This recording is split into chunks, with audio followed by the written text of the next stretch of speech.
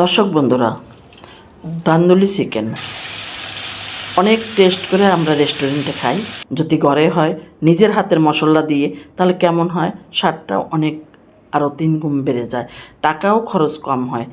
এখন আমরা সেই ফুল ভিডিওতে চলে যাই। এখানে মুরগি কম বেশি করে নেবেন আপনারা, কিন্তু প্রসেসিংটা দেখাই দিতে আসি। মুরগিগুলো ধুয়ে তারপরে কাট করে নিতে হবে।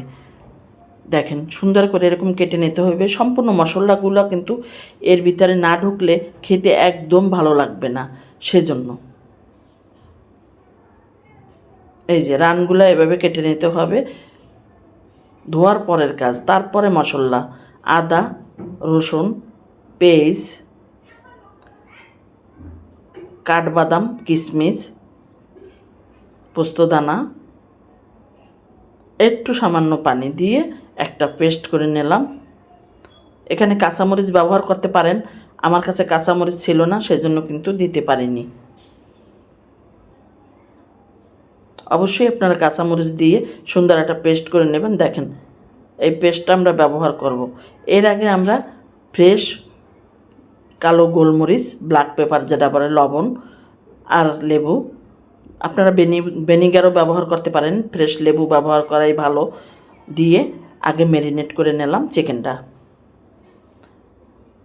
তারপরে আমাদের সেই পেস্টটা দিলাম, মরিচের পাউডার দিলাম, হলুদের পাউডার দিলাম, ধনিয়ার পাউডার দিলাম, গরম মশলার পাউডার দিলাম, চাট মশলা, সাথে টমেটো সস দিয়ে একসাথে মেখে দিলাম। আপনারা পর্যায়ক্রমে দেখতে পাবেন মশলা কখন কোনটা ব্যবহার করি। এখন সয়া সস দিলাম, ফিশ সস ব্যবহার করতেছি। সস একটা দুইটা কম থাকলেও কোনো অসুবিধা না। ওস্টার সস, বারবিকিউ সস, এই সসগুলো দিলে অনেক টেস্টি হয়। এখানে দই ব্যবহার করতে পারেন, আমার কাছে দই ছিল না, সেজন্য আমি গুঁড়া দুধ ব্যবহার করছি, স্বাদ মতন লবণ এবং চিনি। মাখা শেষ, সরিষার তেল দিয়ে ভালো করে মেখে ঝুঁকে মাংসের ভিতরে মশলাটা ঢুকিয়ে আমি কমপক্ষে 3 ঘন্টা ম্যারিনেট করে রাখবো। সারা রাত রেখে দিলে আরও ভালো হয়। এই চিকেনগুলা খেতে অসাধারণ লাগে। চলেন যাই এখন বাজার প্রসেসিংয়ে। এখানে সরিষার তেল দিয়ে দিছি একটা প্যানের ভিতরে। আমি 3 ঘন্টা পরে এসে চিকেনটার ভিতরে যে বাড়তি মশলাটা আছে, একটু মশলাও রাখবেন না, তাহলে কিন্তু মাংসটা উপর থেকে মশলাটা পুড়ে যাবে। আর চুলার আঁচটা প্রথম হাই হিটে রেখে উল্টায়া পাল্টাই দেবেন, না হলে মশলা কিন্তু যেটা থাকবে সেটাও ছেড়ে যাবে। দেখেন, আমি কিন্তু সাথে সাথে উল্টাই দিলাম।